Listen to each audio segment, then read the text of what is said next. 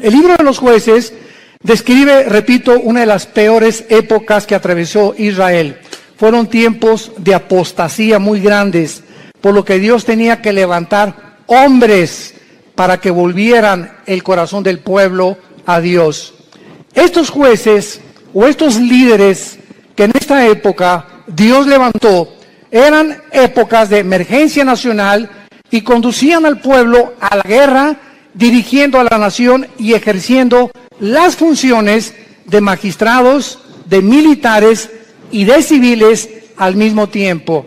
Porque en esta época, ¿verdad?, el sacerdocio estaba por los suelos y no había realmente un gobierno civil que se pudiera respetar. Esta es, en Jueces capítulo 6, la cuarta vez en el libro, la cuarta vez que Dios levanta una nueva generación que le fallaba a Dios. Y esta generación había sido cautivada por el mundo. Era una generación donde vivían, y vamos a comparar esta época, que por eso escogí este capítulo, con la crisis emocional, social, política, diplomática y emocional que estamos viviendo tú y yo en este siglo XXI al cual hemos entrado. Esta generación, ¿verdad?, dejaron de vivir separados para Dios y a desear el estilo de sus vidas mezclándose en las fiestas, en las diversiones, en todos los ritos paganos, con un cristianismo completamente diluido. El mensaje que se propagaba ya no era el mensaje del evangelio como ahora en nuestra época. Mi esposo y yo, que hemos estado viajando estos últimos meses, cada vez nos encontramos con todos los cristianos o iglesias a donde vamos, aquí, fuera de México, en Estados Unidos, buscando una iglesia que les dé alimento espiritual, que les dé una sana doctrina, que puedan realmente sentirse edificados con la palabra de Dios, y están buscando por todos lados por la forma tan diluida en la que el evangelio se ha propagado. Y al mismo tiempo vivimos una época de cinismo espiritual. Hace algunos días yo estaba en una conversación con una persona que conozco hace muchos años en Cristo. Bueno, este es solamente como un ejemplo de introducción al libro de los Jueces. Y esta persona yo la conozco ya hace muchos años, es más, él vino y se convirtió bajo nuestro ministerio. Y entonces yo oí hace como algunos meses que él había abandonado a su esposa y había abandonado a sus hijas. Y se había ido, pues, desde luego con un amante, ¿verdad? Con otra muchacha, su secretaria, o no sé, no importa quién haya sido. Entonces me encuentro yo a esta persona y comienzo a decirle, oye, ¿qué fue lo que sucedió?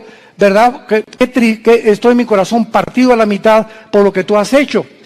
¿Y saben ustedes lo que me contestó esta persona que tenía aproximadamente o tiene casi 15 o 20 años en Cristo? Bueno, pero ya nos perdonó Dios. Le digo, bueno, te perdonó a ti. No, es que mi esposa pues ya también anda abusando otro. Pues claro, le dije, no se va a quedar a vestir santos. Si tú te vas con la amante y te casas con la otra, tu esposa no se va a quedar a esperarte toda la vida. Entonces no vengas con ese cinismo y decirle, pues ella arregló su vida, ya nos perdonamos los dos y ya me perdonó Dios. Inmediatamente lo que yo detecté fue lo siguiente, que hay cantidad de personas que se llaman cristianas y que piensan de la misma forma, total que Dios me va a perdonar y me puedo divorciar. Y ya que me case con otro y forme otro hogar, entonces ya Dios me puede perdonar y comienzo nuevo. Porque él me dijo, bueno, ¿y ahora qué sigue? Le dije, lo que siguiera es lo siguiente. Si tú abandonas a tu esposa por adulterio y por otra mujer, tú te arrepientes de tus pecados y esperas que tu esposa te perdone y te esperas antes de casarte a que se case ella primera para que tú quedas libre. Esa es la forma en la que la Biblia nos traza el divorcio, el adulterio. Para Dios es algo gravísimo el divorcio, gravísimo, porque es la santidad más grande que existe y la institución más santa que existe, el matrimonio. Y ahora por cualquier cosa, todo el mundo busca, hasta porque no me cocina bien, me busco otra cocinera. Es increíble la ligereza en la que la sociedad se encuentra actualmente. Y de acuerdo a la Biblia, la única causal de divorcio es el adulterio, nada más. Que me pega, pues te esperas y oras por él y se separan temporalmente, pero es el adulterio la única razón y el abandono de hogar, que el gavilán te pega y se va con otra, que abre la jaula y que vuele lo más lejos que pueda. Pero bajo ninguna otra circunstancia la Biblia aprueba el divorcio. Todo esto lo vamos a tratar en el seminario de matrimonios allá en la Riviera Maya. Estoy preparando una serie de mensajes tremendos. Los esperamos que nos acompañen ahora en octubre. Y este es solamente un caso de cómo vivían los jueces. Era un tiempo de cinismo espiritual. Era un tiempo en que todo lo tomaban a la ligera. Al cambio que Dios me perdona. Esto se llama tomar la gracia con libertinaje. Aprovecharse de la gracia de Dios y vivir una vida de libertinaje. Pues al cambio que Dios me perdona. Vamos a ver estas crisis en la época de Gedeón. Capítulo 6, del 1 al 5, veamos el escenario en el que se encontraba Gedeón. Los hijos de Israel hicieron lo malo ante los ojos de Jehová, y Jehová los entregó en mano de Madián por 7 años. Recordemos que Madián era uno de los hijos de Cetura, la segunda esposa de Abraham. Cuando se murió Sara, se casó con Cetura y de ahí nacieron los madianitas. Lo podemos ver en Génesis capítulo 25. Entonces los madianitas eran primos hermanos de los israelitas o medios hermanos de los judíos. Y la mano de Madián prevaleció contra Israel. Y los hijos de Israel, por causa de los madianitas, se hicieron cuevas en los montes, cavernas y lugares fortificados.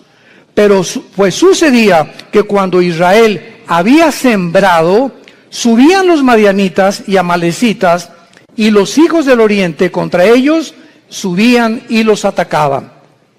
Y acampando contra ellos, destruían los frutos de la tierra, hasta llegar a Gaz.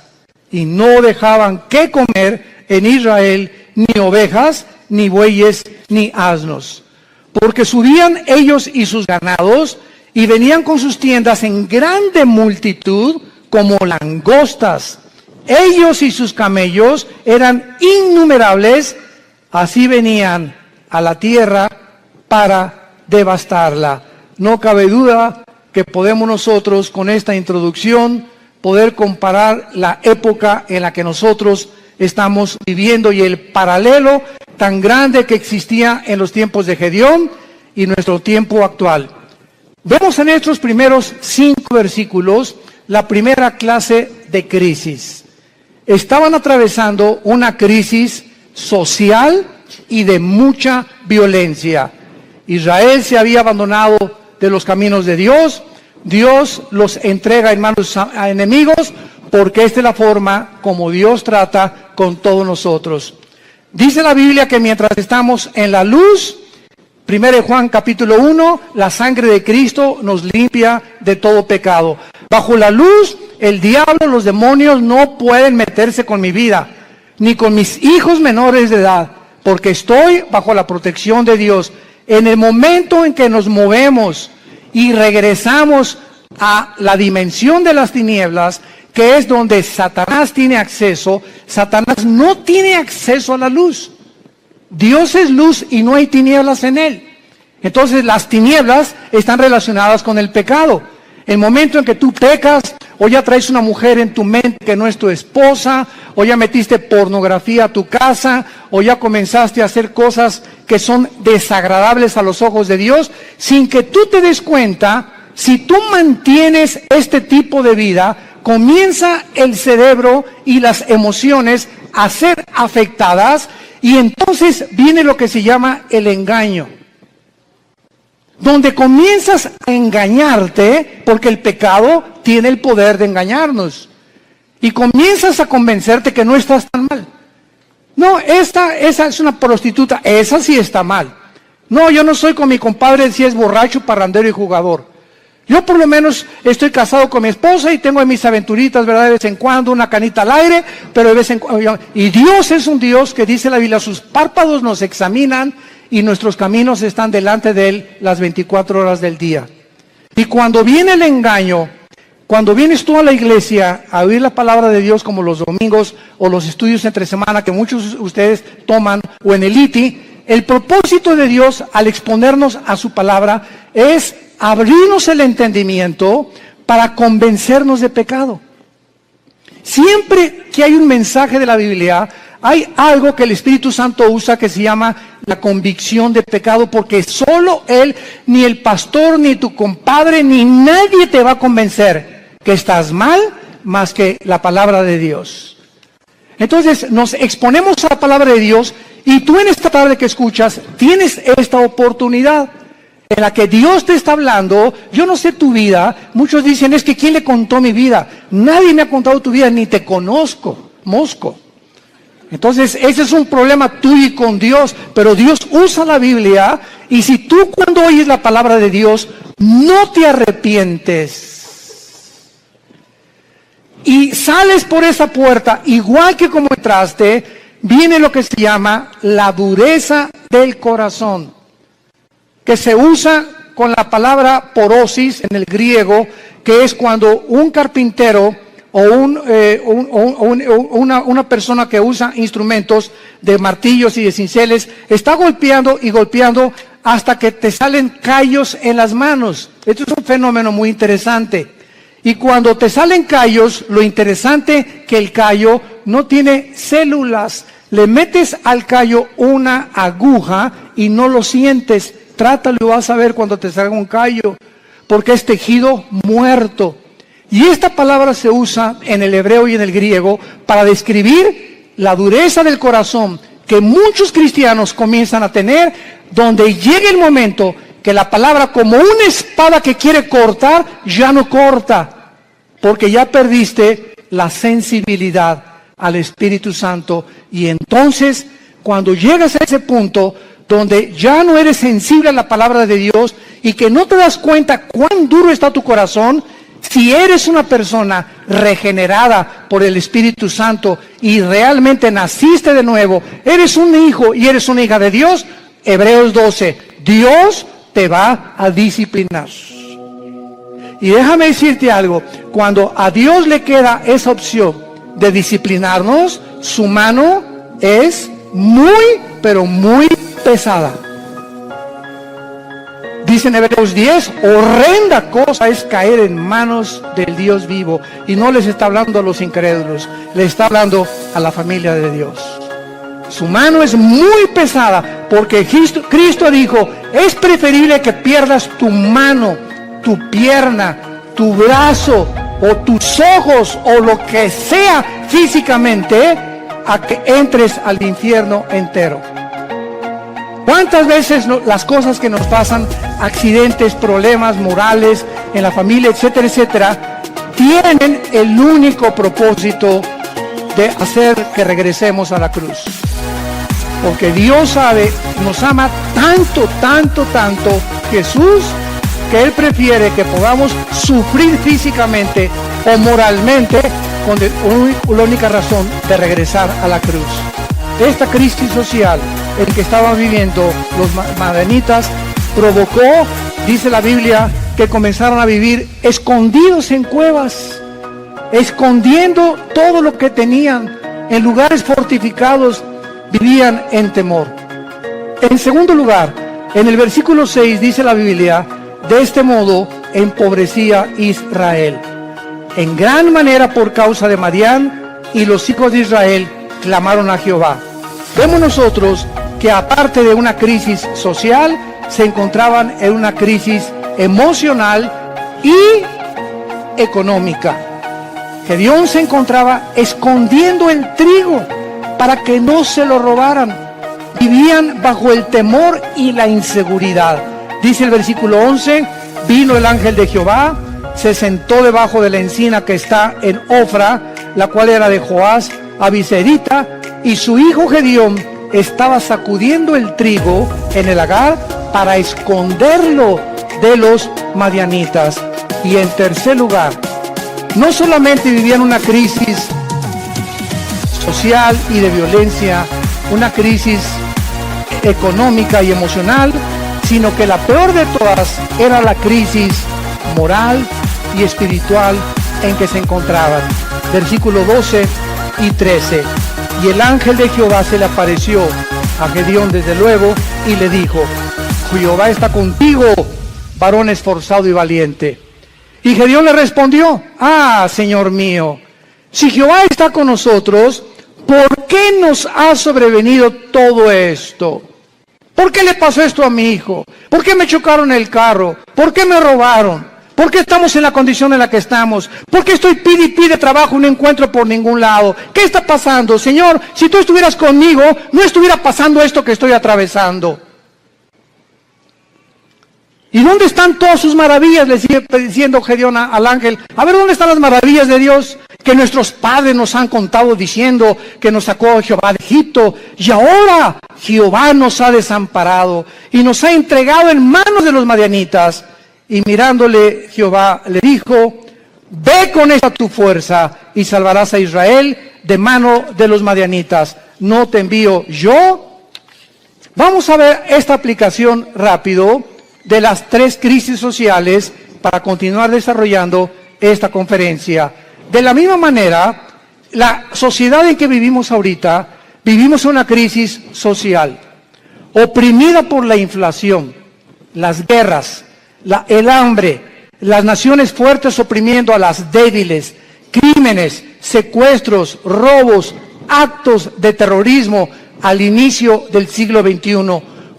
Agreguémosle esto, que vivimos, escuchen esto, vivimos la confusión política y diplomática más grande de la historia. Vivimos la confusión política más grande y diplomática de la historia. Podríamos decirle nosotros que nacimos después de la Segunda Guerra Mundial, que desde la Segunda Guerra Mundial que Estados Unidos se levantó como la supremacía política, económica y militar del mundo, seguido por la Unión Soviética o las repúblicas socialistas soviéticas, hasta el siglo XXI hemos entrado a un punto donde ya entre las mismas naciones, a pesar de la grande tecnología y los avances científicos que tenemos, nos encontramos tan confundidos políticamente, donde ya los gobiernos del mundo ya no saben qué sistema de gobierno utilizar, si socialismo, si comunismo o socialismo y comunismo mezclarlo, si democracia, si monarquía, porque los sistemas que se han probado hasta el siglo XXI, las mismas democracias han fracasado. El siglo XX demostró que el comunismo no era un sistema que se podía aplicar a ningún gobierno del mundo, como lo dijo Mikhail Gorbachev en su libro La Perestroika. Vemos ahora que la democracia, pues se siguió el patrón de la democracia y el modelo de la democracia, porque era Estados Unidos el que iba como líder.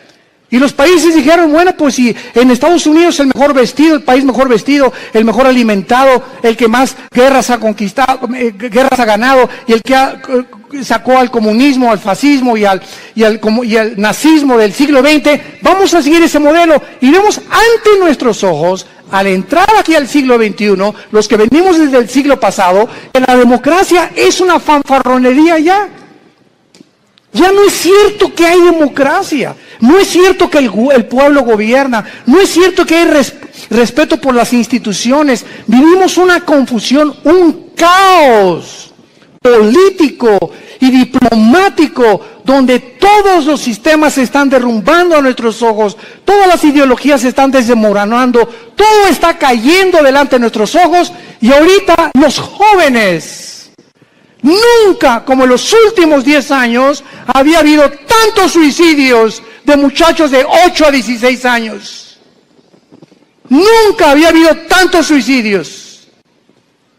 Los jóvenes se están quitando la vida, no quieren vivir en el mundo que tú y yo vivimos. Y ahí están muchos de nuestros hijos también. Dichosos los padres que tienen una educación cristiana a sus hijos. Dichosos sean. ¿Por qué? Porque se están cansados de tantas mentiras, de tanta hipocresía que ven por todos lados. Y cuando nosotros, que se supone que somos la única luz, les mentimos y nos ven que somos completamente unos farsantes en el hogar, y peleándome enfrente de ellos y con mi esposa y yo, y dándoles un mal ejemplo, ¿qué les queda a los jóvenes? Si no es Jesús, ¿quién más entonces dicen ellos? Si Jesús no funciona en mis papás, ¿cómo va a funcionar conmigo? Y en el día del juicio y el día del tribunal de Cristo daremos cuentas de todas estas ingratitudes y deslealtad que tuvimos hacia Dios. Vivimos un mundo de confusión y de crisis social.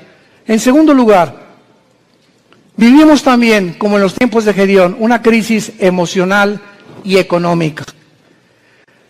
La mayor parte del mundo ahorita está tratando por todos los medios de esconder su dinero.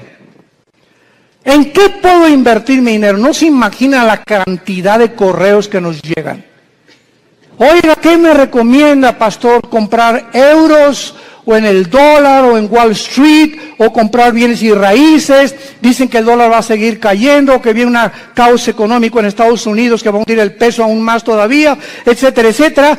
Y todas las cosas que comienzan a bambolearse, como dice en Hebreos 12, voy a sacudir los cimientos del mundo, la economía, la política, los temas, todo va a comenzar a bambolearse. Así vivimos un mundo donde comenzamos a ver que todo es inestable, todo, no hay nada firme, todo está cayéndose a nuestros ojos, la moral por los suelos, como lo vamos a ver también, la política, la economía, la ideología, todo.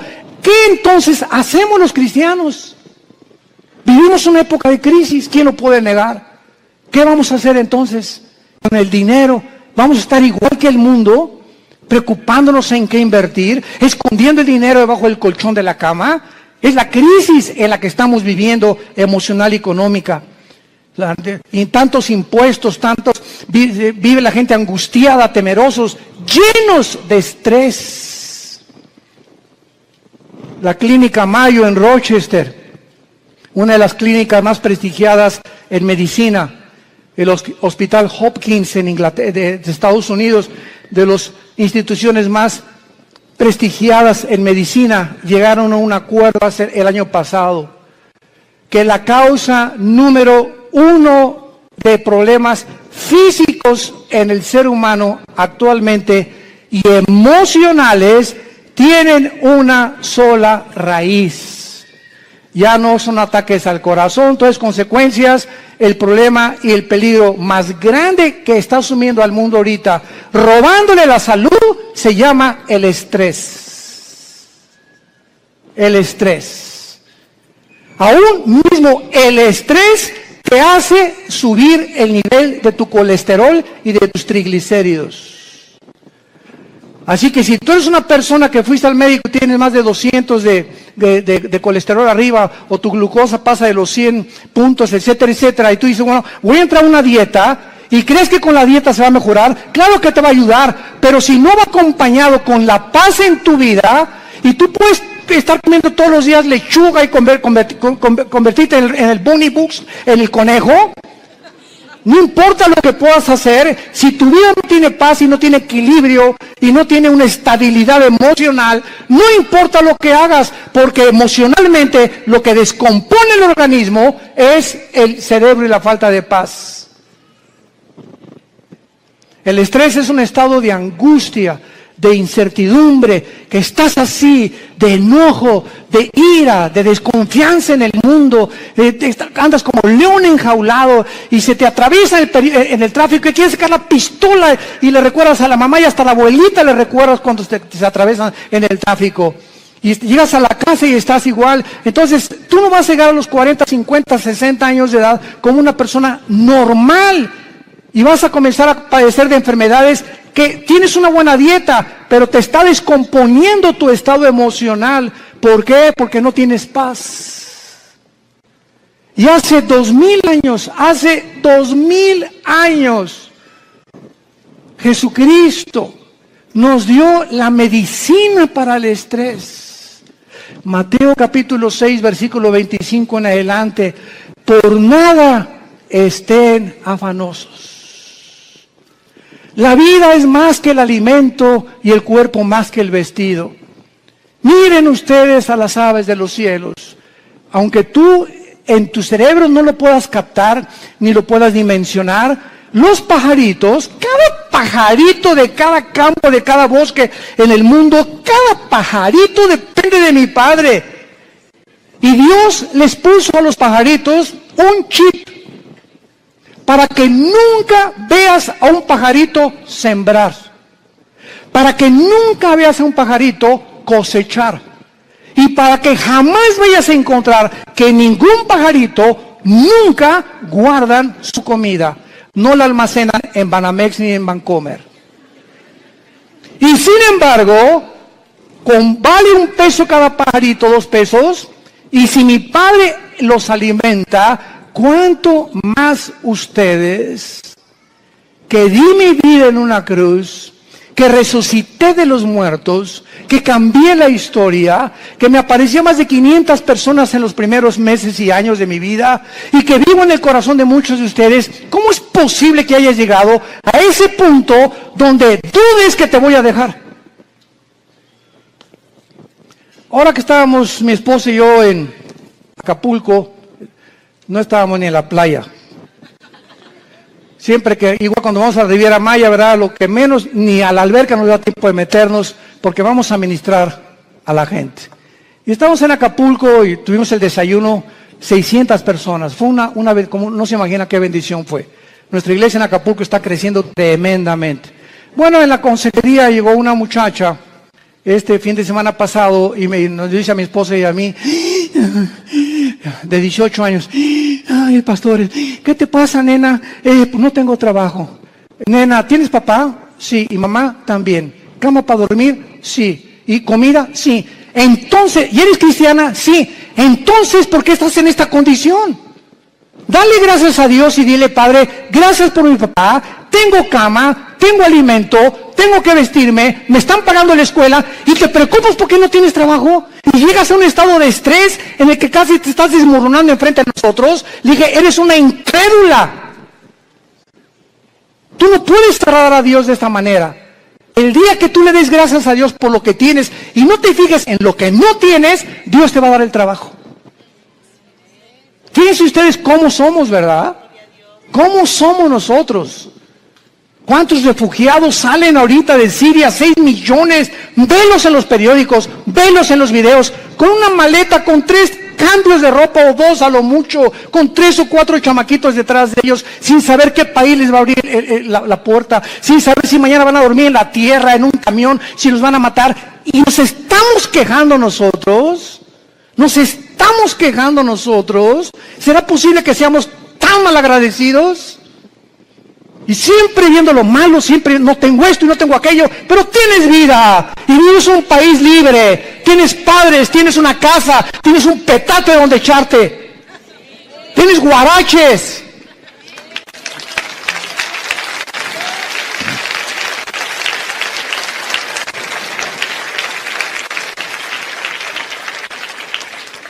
Vivimos una crisis moral y una crisis espiritual, no cabe duda. Y tenemos que entender que no es como comenzamos, recuerda esto, sino como terminamos lo que vale delante de Dios. Como este muchacho que comenzó muy bien, 20 años discipulándolo, ya se va con una otra chamaquita y deja a su esposo y todo. Le digo, recuerda que no es como comenzaste, es como terminaste. Y estás terminando mal. Le dije, vas mal y vas a acabar mal. Comenzaste muy bien, pero todo aquello que tú hiciste no te será tomado en cuenta. Porque lo que importa es cómo llegamos a la meta. Lo que va a contar delante de Dios.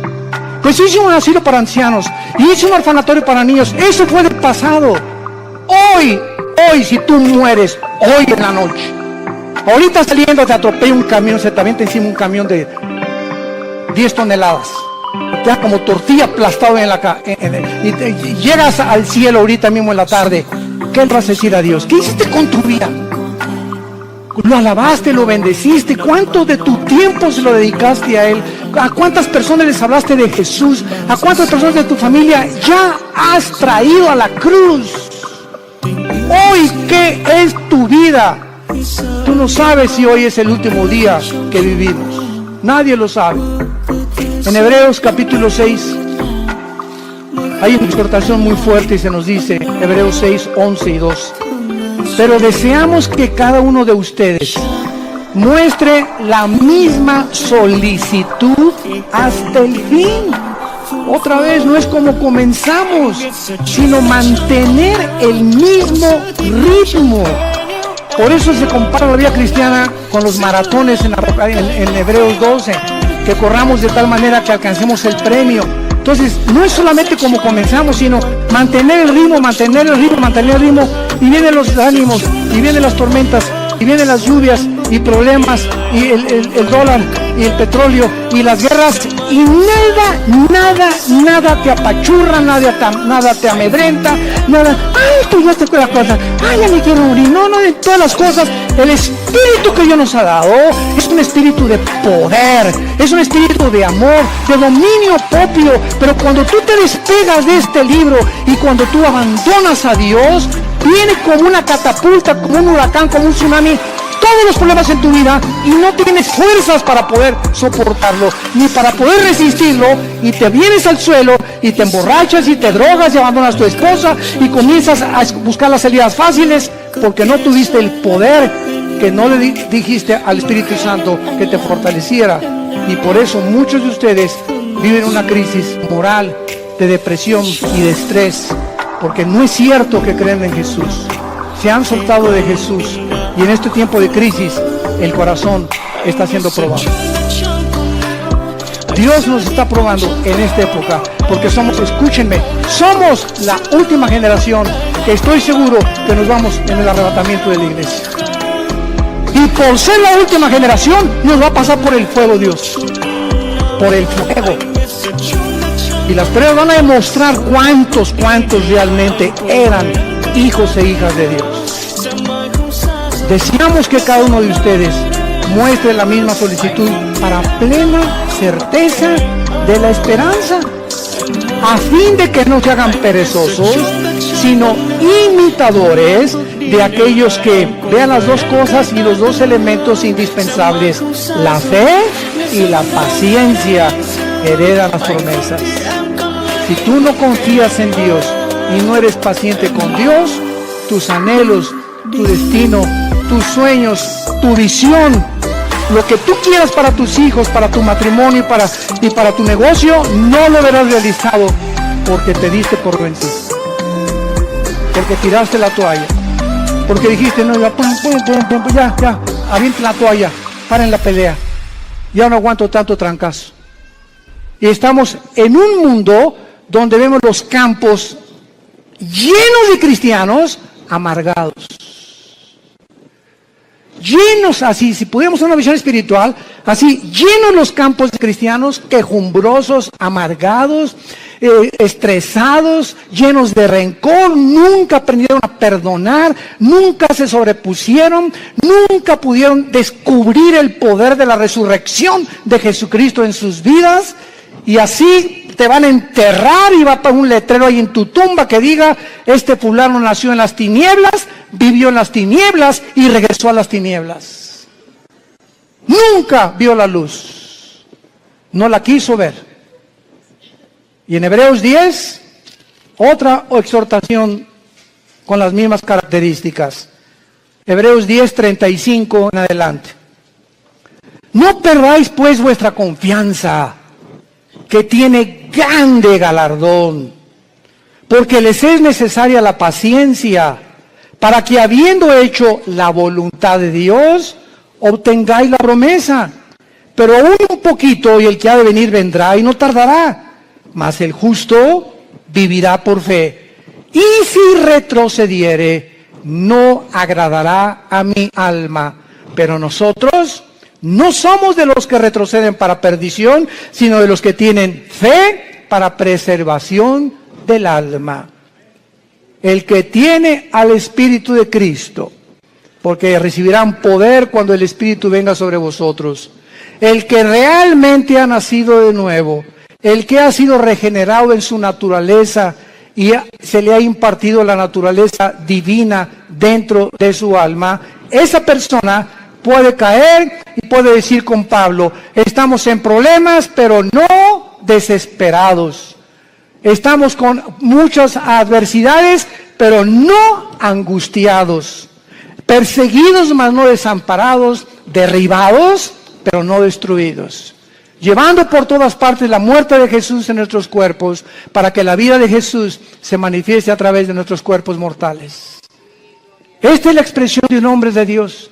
Un cristiano verdadero tiene problemas, pero nunca llegará a la angustia. No tengo trabajo. ¿Qué voy a hacer? Nunca llegarás a ese punto de sentirte arrinconado donde no ves ninguna ventana, el mundo se te cerró, todo es tinieblas, porque no puedes ver a través de esas tinieblas, simplemente porque no quieres verla, porque no es cierto que crees en el poder de la resurrección del Hijo de Dios. Decía en Filipenses 2 Pablo, todo lo que antes lo tenía por ganancia, lo tengo por basura, con tal de conocerle y ser semejante a él en su muerte, y con el fin de poder conocer el poder de su resurrección. No solamente Cristo nos quiere que seamos iguales a su Hijo en conocimiento, en teología y en cosas intelectuales y de mucho conocimiento bíblico, sino que ese conocimiento nos transforme en guerreros, en guerreras, en hombres y mujeres que empujemos en la generación que tenemos, que no tengamos temor de nada ni de nadie, ni de los alacranes, del hombre, ni de la política que se cae. No tenemos miedo de nada, porque hay un Dios, nuestro reino está allá arriba, ahí viene la ciudad de Jerusalén, ya vienen por nosotros, ya viene una nave espacial grandísima que se llama la Nueva Jerusalén, donde va a aterrizar aquí Apocalipsis 21 y 22, y donde vamos a vivir para siempre, y esa es la esperanza. Y mientras que se caiga el mundo, que se derrumbe el mundo, pero no me voy a dejar vencer por el mundo, porque el mundo no tiene esperanza. Tú y yo tenemos esperanza. Y esa esperanza es la que tenemos que transfundir a nuestros hijos.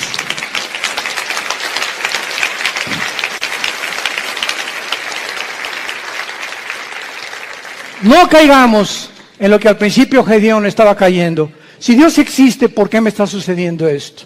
¿Por qué Dios no me salve de mis problemas? ¿Por qué me permitió Dios que me casara con esta persona? ¿Por qué Dios me ha abandonado?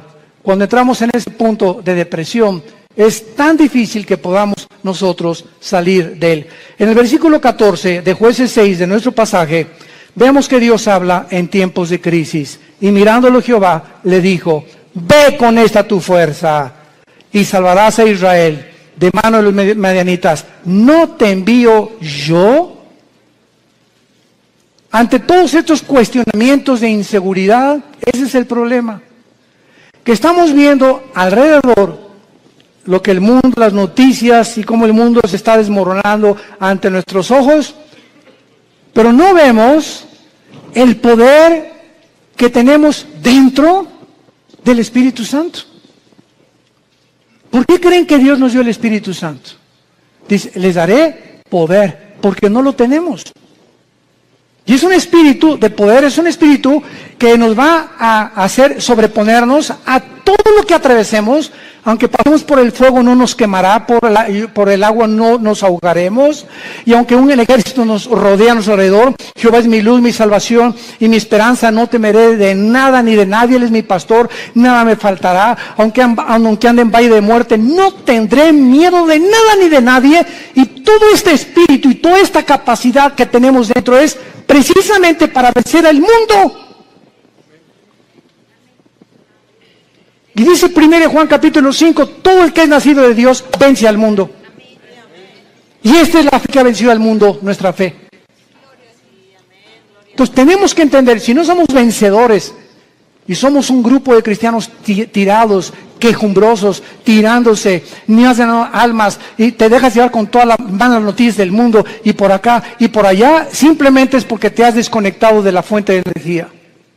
Porque separados de Él, nada podremos hacer. De la misma manera, Dios te habla y te dice lo mismo. Te he llamado para enviarte a tu familia. ¿Por qué crees que te salvé, dice Dios en esta tarde? ¿Por qué crees que tú fuiste el primero en tu familia en conocerme? Vas a llegar con tu familia, y si son religiosos, o son mormones, o son masones, o son musulmanes, no importa, todos venimos de familiares con diferentes ideologías. Y Dios toma a una persona en la familia para iluminarla, para darnos el conocimiento. Así comenzamos en nuestra propia familia. En la familia nosotros comenzamos con mi hermano Alejandro. es el director del Instituto Teológico Internacional. 2 años después me convertí yo, después mi hermana, mi mamá, mi abuela, que fue presidenta de la Acción Católica 35 años, la viejita se convierte a los 82 años. Que fue la que ya murió a los 93 años, Dios la tenga en su presencia. Pero toda la familia de repente, ¿verdad? Con el testimonio, con todos ahorita, todos los nuestros, ¿verdad? Desde luego, ya primos tenemos que no, pero lo que somos hermanos y todos de nosotros, todos somos cristianos y todos servimos a Dios. Fue una bendición enorme, una gracia que Dios nos dio. ¿Pero por qué, verdad? Porque esa es la misión de Dios, salvar familias. Tú y tu casa, yo y mi casa serviremos a Jehová, dijo Josué antes de morir. Y si ustedes creen que no vale la pena servir a Dios, sirvan a los ídolos. Pero yo y mi casa serviremos a Jehová. Y finalmente,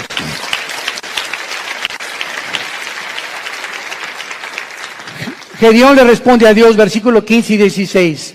Entonces le respondió, Señor mío, ¿con qué salvaré yo a Israel? He aquí que mi familia es pobre en Manasés, y yo el menor en la casa de mi padre. Jehová le dijo, ciertamente, yo estaré contigo, y derrotarás a los madianitas como a un solo hombre. ¿Has tú también argumentado igual con Dios? Señor, pero ¿cómo salvaré a mi familia? ¿Cómo les puedo testificar si soy débil? ¿Cómo me pones a mí de maestra escuela dominical si con trabajo sé enseñar? ¿Cómo me quieres mandar a mí de misionero si tengo miedo de los afganistanes de ahí en Venezuela? ¿Cómo me mandas a mí de estas cosas? Y siempre estamos viéndonos nuestras capacidades. Siempre estamos viendo lo que nosotros podemos o no podemos hacer.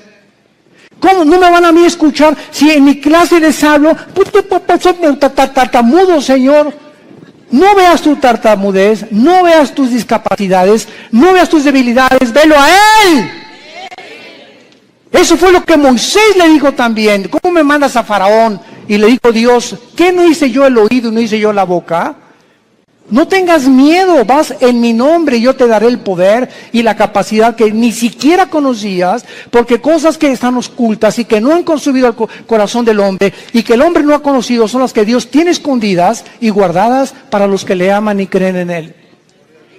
Ve, sé valiente, ve con tu familia, sé valiente con tus amigos, sé valiente en tu trabajo, háblales del Señor, háblales de Cristo. Tú no te imaginas, cuando acabes de hablar, te vas a preguntar, ¿fui yo? Así comenzamos a desconocernos. Yo antes de subir un púlpito, ¿verdad? Estuve 3 años de misionero primero en la sierra. Ahí comencé yo de misionero, lo comentaba ahorita en la mañana al pastor César. Durmiendo en pisos de adobe entre Oaxaca y Guerrero, en la Costa Chica, en la Costa Grande, del 77. Este año, con la gracia de Dios, cumplo 40 años de servir a Dios. Este año. Gracias a Dios. Pero comenzamos. Dormíamos en ladrillos, envueltos en periódicos. Me dio malaria, me dio tifoidea 2 veces, temperaturas de 40 grados. Si no había un doctor por ahí, yo no estaría vivo ahorita. Y en esos 3 años yo entiendo ahora qué es la forma en la que Dios me quería forjar para que ya entrara yo al ministerio en el 79 con el grupo de Luis Palao, y en el 81 formamos Vida Nueva para México, ya comenzamos las iglesias en los 80s, pero ha sido unas etapas y un proceso de quebrantamientos, de humillaciones, de pobrezas. No teníamos ni para comer, comíamos lo que arrancábamos de los árboles, lo que yo pescaba ahí en Acapulco. Era una crisis tremenda, y todo ese tiempo fue un tiempo de prueba, de quebrantamiento delante de Dios. Pero sabe una cosa, cuando uno pasa eso, uno pierde el miedo, el temor a ser pobre. Porque si ya pasaste por eso, ¿verdad? Hay aquellos de los piruration. Pero cuando uno fue pobre, y pero pobre, que duermes en un piso de adobe y no tienes ni siquiera un cojín donde poder dormirte, ya no le tienes miedo a la vida. Le pierdes el miedo a la vida. Porque sabes que sobre cualquier cosa lo peor que te pueda pasar es eso, y más de allá, la muerte. Y para nosotros es ganancia. Y finalmente, Gedeón, una vez que él comienza a adquirir conciencia de que no es él y que es Dios el que le ha llamado, vemos nosotros que Gedeón, en el versículo 18, lo primero que hace es, le dice al ángel de Jehová, que era Cristo desde luego, ven a mi casa y te voy a poner ofrenda. Y él respondió, esperaré que vuelvas. Entrando Gedeón preparó un cabrito y panes, etcétera, etcétera. Entonces el ángel de Dios, ya que tenía toda la ofrenda, le dijo, toma la carne y los panes sin levadura, ponlo sobre esta peña y vierte el caldo. Y él lo hizo así.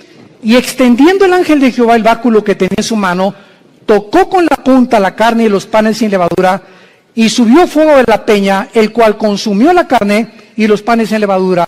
Vemos nosotros que lo primero que hizo Gedeón fue inmediatamente, después de recibir las noticias, buscar una ofrenda a Dios. Lo primero que un hombre y una mujer cambian cuando comienzan a conocer a ese Dios todopoderoso es que no existe, ni he conocido yo a ningún cristiano grande y poderoso y maduro en el Señor que no sea generoso.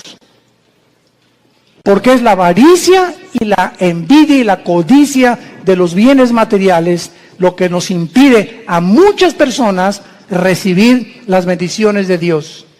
Gedeón buscó una ofrenda inmediatamente.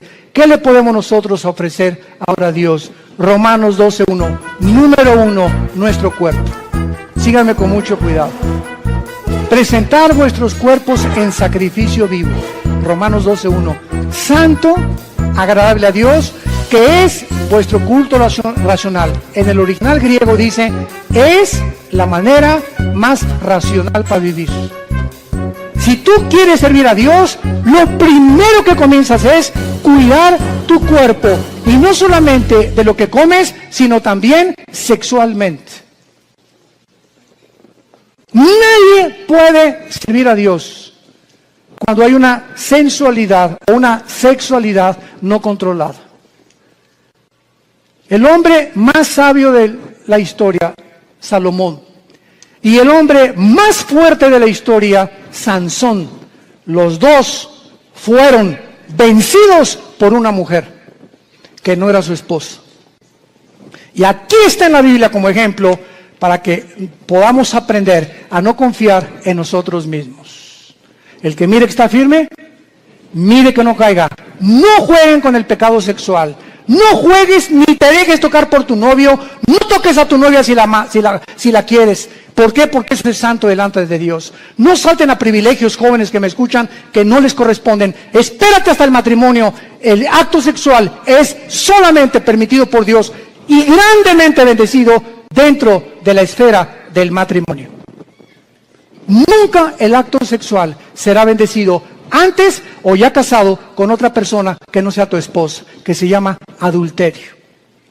Mientras nuestros cuerpos no sean santos delante de Dios y no tengamos limpia el alma sexualmente y también físicamente, ¿verdad?, una alimentación adecuada, vamos a impedir nuestro avance y las cosas grandes que Dios podía haber hecho con nosotros, no las hará. Dios busca hombres y mujeres santos en toda su manera de vivir, para ser usados como instrumentos a un Dios que es santo. Dice en 2 de Timoteo, Pablo, en una casa hay trastos sucios, en tu casa tienes en el fregadero vasos sucios y tienes en la vitrina vasos limpios. Si llegan invitados, ¿qué vasos usas? Los limpios. Y así, en el servicio a Dios, hay cristianos sucios que están en el fregadero ahorita. Ahí están, Dios que está queriendo lavarlos y no los usa Dios. Y quieres que te use Dios, pero no te puede usar porque no estás limpio, entiéndelo. Entonces, si hay algo que Dios quiere usar ahorita y no aprovechamos esa oportunidad, va a buscar a vasos limpios Dios, porque Él es un Dios santo. No nos perdamos esta oportunidad de servir a Dios por nuestra falta de limpieza y de santidad, porque estamos viviendo ante un Dios santo. Y finalmente, dice el versículo 24, y edificó allí Gedeón altar a Jehová y lo llamó Jehová Shalom, el cual permanece hasta el día de hoy y de Ofra. Vemos nosotros que Dios le dice a Dios, yo soy tu paz, y mientras yo tenga tu paz y yo gobierne tu vida sexual, tus pensamientos, tus emociones, tu destino, tú vas a ser un vaso que te vas a rendir. Y nunca nadie ha podido imaginarse lo que Dios puede hacer con un hombre y con una mujer enteramente rendidos bajo su poder. Te damos gracias, Señor, por tu palabra. Gracias, Señor, porque esta es la paz que podemos tener en medio de cualquier crisis. No importa la crisis que atravesemos, si no tenemos paz, seremos arrastrados con el mundo que nos rodea. Es la paz que tú necesitas también, y entonces vas a entender que Dios te dice: no temas, yo estoy contigo. Yo soy tu Dios que te esfuerzo, sé valiente. Nunca te dejaré, nunca te abandonaré. Vas a entender que Él es suficiente. No necesitamos nada ni nadie más que a Él. Su poder con el que hizo el universo nos levantará, nos fortalecerá siempre.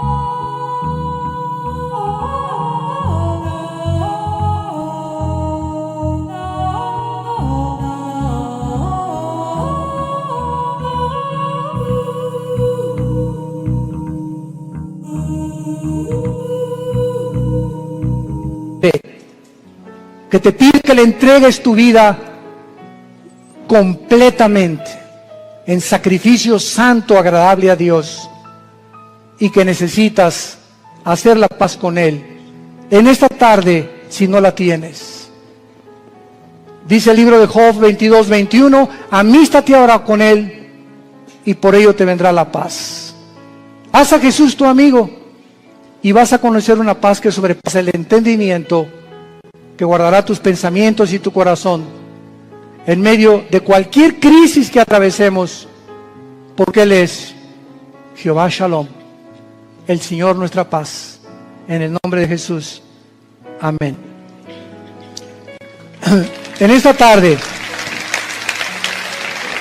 César,